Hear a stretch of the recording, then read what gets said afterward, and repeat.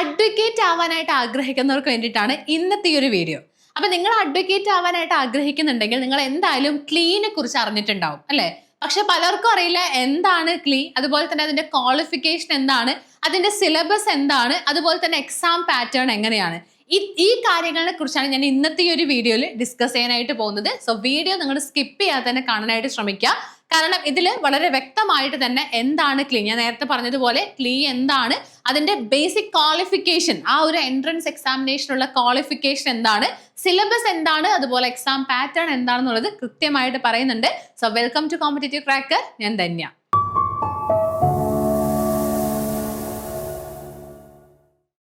ഇവിടെ നോക്കിക്കേ, എന്താണ് ക്ലീ എന്ന് പറയുന്നത്? The Kerala law entrance examination ആണ് ക്ലീ. എന്താണ്? കേരള ലോ എൻട്രൻസ് എക്സാമിനേഷൻ ആണ്.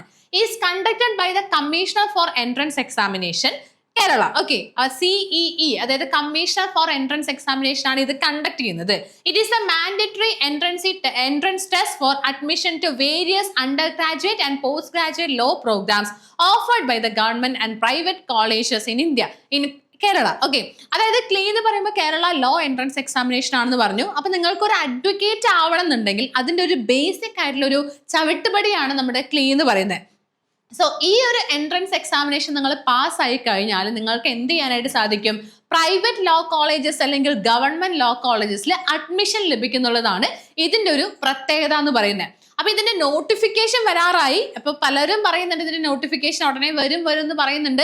ഇനി ഇപ്പോഴൊന്നും വരില്ല, പിന്നീട് വരുള്ളൂ എന്ന് പറയുന്നവരുണ്ട്. പക്ഷെ മനസ്സിലാക്കേണ്ട കാര്യം, നോട്ടിഫിക്കേഷൻ ഉടനെ എന്തായാലും വരുന്നുള്ളതാണ്. അപ്പൊ നമ്മുടെ ഇവിടെ CC എന്തായാലും ഇതിന്റെ ക്ലാസ്സസ് ഒക്കെ നല്ല രീതിയിൽ തന്നെ നടന്നുകൊണ്ട് പോകുന്നുണ്ട്. നമ്മൾ ലൈവ് ക്ലാസ്സും സ്റ്റാർട്ട് ചെയ്തിട്ടുണ്ട്, റെക്കോർഡ് ക്ലാസ്സുകളുണ്ട്. അങ്ങനെ നമ്മുടെ CCയിൽ അടിപൊളിയായിട്ട് തന്നെ ക്ലാസ്സസ് മുന്നോട്ട് പോയിക്കൊണ്ടിരിക്കുന്നുണ്ട്. അപ്പൊ കഴിഞ്ഞ തവണ നോട്ടിഫിക്കേഷൻ വന്നത്, ഇത് എല്ലാ വർഷവും നടക്കുന്ന എക്സാം ആണ് അല്ലെ?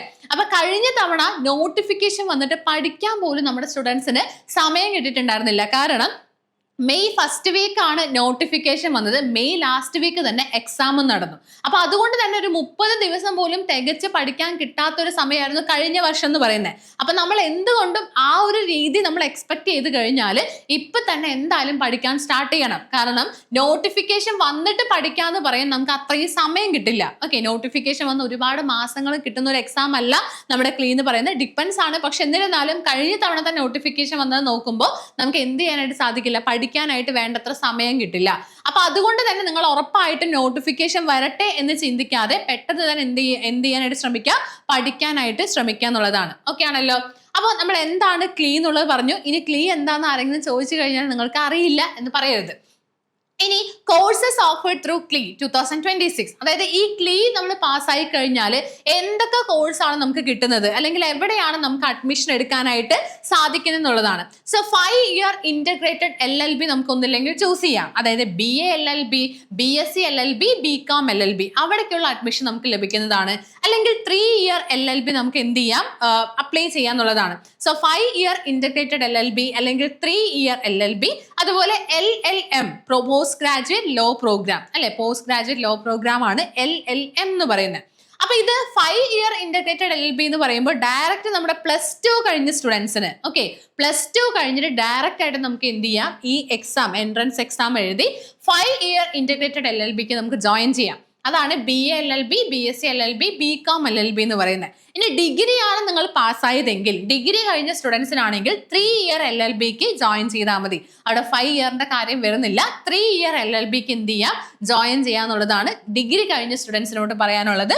ഇനി LLM for post graduate law programme.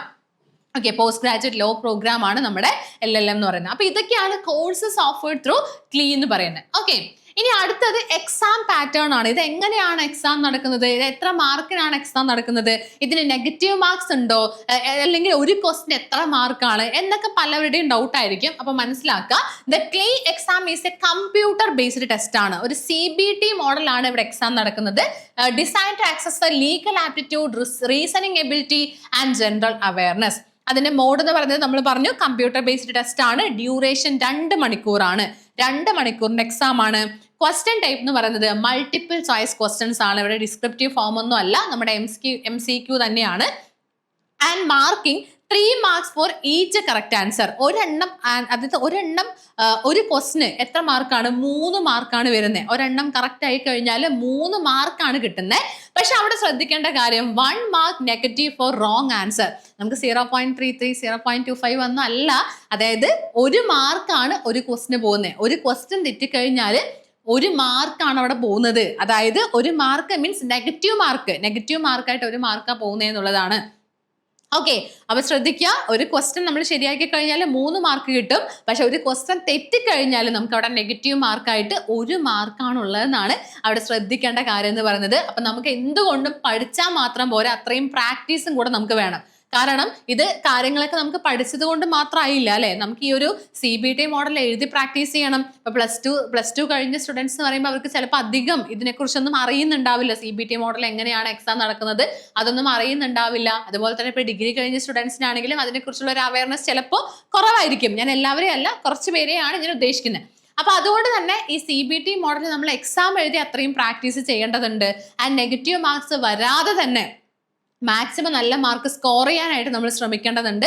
അത് അത്രയും അത്യാവശ്യമാണ്, കാരണം നെഗറ്റീവ് മാർക്സ് ഉള്ളത് കൊണ്ട് തന്നെ. ഓക്കെ, അപ്പൊ നന്നായിട്ട് എന്തായാലും പ്രിപ്പറേഷൻ സ്റ്റാർട്ട് ചെയ്യണം എന്നുള്ളതാണ് എനിക്ക് പറയാനുള്ളത്.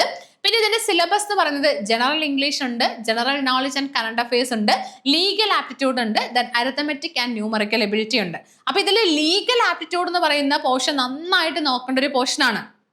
കാരണം ബാക്കിയൊന്നും നോക്കണ്ട എന്നല്ല പറയുന്നത്. പക്ഷെ ഇപ്പൊ അരിത്തമെറ്റിക് ആൻഡ് ന്യൂമറിക്കൽ എബിലിറ്റിനെക്കാളും കൂടുതൽ വെയിറ്റേജ് ഉള്ള ഒരു പേപ്പറാണ് നമ്മുടെ ലീഗൽ ആപ്റ്റിറ്റ്യൂഡ് എന്ന് പറയുന്നത്. അപ്പൊ പഠിക്കുമ്പോൾ എല്ലാം പഠിക്കണം. അതിൽ എസ്പെഷ്യലി നമ്മുടെ ലീഗൽ ആപ്റ്റിറ്റ്യൂഡ് ഒരിക്കലും എന്ത് ചെയ്യരുത്, സ്കിപ്പ് ചെയ്യാൻ പാടില്ല. കാരണം നമ്മൾ അഡ്വക്കേറ്റ് ആവാനായിട്ട് പോകുന്നത്. അപ്പൊ അതുകൊണ്ട് തന്നെ ആ ഒരു ഏരിയാസിനൊക്കെ നല്ല ഇമ്പോർട്ടൻസ് കൊടുത്ത് ഇപ്പോഴേ പഠിക്കാൻ സ്റ്റാർട്ട് ചെയ്യണം. ഇപ്പൊ general knowledge and current affairs ഒക്കെ നന്നായിട്ട് തന്നെ നമുക്കൊന്ന് നന്നായിട്ട് പഠിച്ചെടുക്കേണ്ടതുണ്ട്. ദെൻ ജനറൽ ഇംഗ്ലീഷ് ആയിക്കോട്ടെ, അരിത്തമെറ്റിക് ആൻഡ് ന്യൂമറിക്കൽ എബിലിറ്റി. ഇപ്പൊ മാത്തമാറ്റിക്സിൽ വീക്ക് ആയിട്ടുള്ള സ്റ്റുഡൻസ് ഉണ്ടാവും അല്ലെ. ഈ എല്ലാ ഏരിയാസിലും സ്ട്രോങ് ആയിട്ടുള്ള കുട്ടികളുടെ എണ്ണം വളരെ കുറവായിരിക്കും. ബാക്കി എല്ലാവരും പഠിച്ചെടുക്കേണ്ട സ്റ്റുഡൻസ് ആയിരിക്കും. ഇതൊക്കെ ആദ്യം തൊട്ട് പഠിച്ചെടുക്കേണ്ട കുട്ടികളായിരിക്കും. അപ്പൊ അതിനൊന്നും വിഷമിക്കാനില്ല. നമ്മുടെ ഇപ്പൊ CCയിലാണെങ്കിലും നമ്മളിപ്പോൾ കോഴ്സ് സ്റ്റാർട്ട് ചെയ്തിട്ടുണ്ട്. നമ്മുടെ ക്ലീൻ്റെ കോഴ്സ് നമ്മൾ സ്റ്റാർട്ട് ചെയ്തിട്ടുണ്ട്. അപ്പോൾ അതിൽ റെക്കോർഡ് ക്ലാസ്സുകളും അതുപോലെ തന്നെ ലൈവ് സെഷൻസും പേഴ്സണൽ മെന്റർഷിപ്പും ആയിട്ടൊക്കെ തന്നെയാണ് നമ്മുടെ കോഴ്സ് മുന്നോട്ട് പോകുന്നത്. സോ നിങ്ങൾ എഴുതാൻ തയ്യാറാണെന്നുണ്ടെങ്കിൽ നിങ്ങൾക്ക് ഉറപ്പായിട്ടും CCയിൽ ജോയിൻ ചെയ്യാവുന്നതാണ്. കാരണം നമ്മളിവിടെ അടിപൊളിയായിട്ട് തന്നെ നമ്മുടെ ഇവിടെ കോഴ്സ് നടന്നുകൊണ്ട് പോകുന്നുണ്ട്. എക്സ്പേർട്ട് ആയിട്ടുള്ള ഫാക്കൽറ്റീസ് തന്നെയാണ് നമ്മുടെ ഈ ഒരു കോഴ്സ് എടുക്കാനായിട്ട് എക്സ്പേർട്ട് ആയിട്ടുള്ള ഫാക്കൽറ്റീസ് ആണ് ഉള്ളത് എന്നുള്ളതാണ്. ഓക്കെ, അപ്പൊ ഏകദേശം ഇതിനെക്കുറിച്ച് ഒരു ഐഡിയ കിട്ടി എന്ന് ഞാൻ പ്രതീക്ഷിക്കുന്നു. ക്ലീ എന്താണ് എന്നുള്ള കാര്യങ്ങളൊക്കെ ഒരു ഐഡിയ കിട്ടി എന്ന് പ്രതീക്ഷിക്കുന്നു. ഇനി ഇതിന്റെ നിങ്ങൾക്ക് എന്തെങ്കിലും അപ്ഡേഷൻസ് വേണം, അല്ലെങ്കിൽ എന്തെങ്കിലും സജഷൻസോ അല്ലെങ്കിൽ ഇതിനെക്കുറിച്ചുള്ള എന്തെങ്കിലും ഡൗട്ട്സോ ഉണ്ടെങ്കിൽ നിങ്ങൾക്ക് ഉറപ്പായിട്ട് എന്ത് ചെയ്യാം, വീഡിയോന് താഴെ തന്നെ കമന്റ് ചെയ്യാവുന്നതാണ്.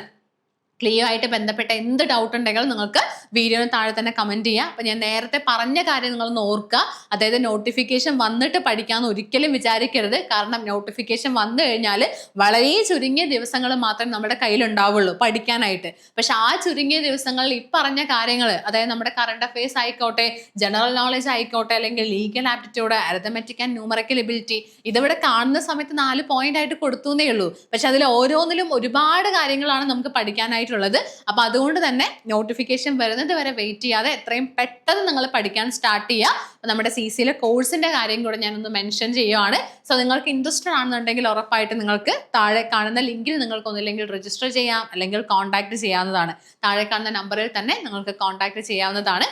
ഞാൻ ഒരു കാര്യം കൂടെ പറയുകയാണ്, നമ്മുടെ CC ലേണിംഗ് ആപ്പിന്റെ കാര്യം. സോ CC ലേണിംഗ് ആപ്പ് നമ്മുടെ പ്ലേ സ്റ്റോറിലും അതുപോലെ തന്നെ ആപ്പ് സ്റ്റോറിലും അവൈലബിൾ ആണ്. നിങ്ങൾക്ക് യൂസ്ഫുൾ ആവുന്ന ഒരുപാട് കാര്യങ്ങൾ നമ്മുടെ CC ലേണിംഗ് ആപ്പിൽ അവൈലബിൾ ആണ്. Free daily mock test, daily free quiz and current affairs, previous year question PDF, then rank and performance analysis ഒക്കെ നമ്മുടെ CC ലേണിംഗ് ആപ്പിൽ അവൈലബിൾ ആണ്. സോ നിങ്ങൾക്ക് ഇന്ന് തന്നെ എന്ത് ചെയ്യാം, നമ്മുടെ പ്ലേ സ്റ്റോറിൽ നിന്നോ ആപ്പ് സ്റ്റോറിൽ നിന്നോ ലേണിംഗ് ആപ്പ് ഒന്ന് ഇൻസ്റ്റാൾ ചെയ്ത് യൂസ് ചെയ്യാവുന്നതാണ്. ഓക്കെ, അപ്പൊ ഞാൻ പറഞ്ഞത് മറക്കണ്ട. നിങ്ങൾക്ക് എന്ത് ഡൗട്ട് ഉണ്ടെങ്കിലും താഴെ തന്നെ കമന്റ് ചെയ്യാം. കാരണം എനിക്കറിയാം ആദ്യമായിട്ട് എഴുതാൻ പോകുന്നവരുണ്ടാവും. അപ്പൊ അവർക്ക് ഇതിനെക്കുറിച്ചൊരു ഐഡിയ കുറവായിരിക്കും. അപ്പൊ എന്ത് ഡൗട്ട്സ് ഉണ്ടെങ്കിലും മടിക്കണ്ട, ഇതിന് താഴെ തന്നെ കമന്റ് ചെയ്തു. ആൻഡ് നമ്മുടെ ചാനൽ ആദ്യമായിട്ടാണ് കാണുന്നതെങ്കിൽ ഫോളോ ചെയ്യുക, സബ്സ്ക്രൈബ് ചെയ്യുക. So that's all from this session. Thank you.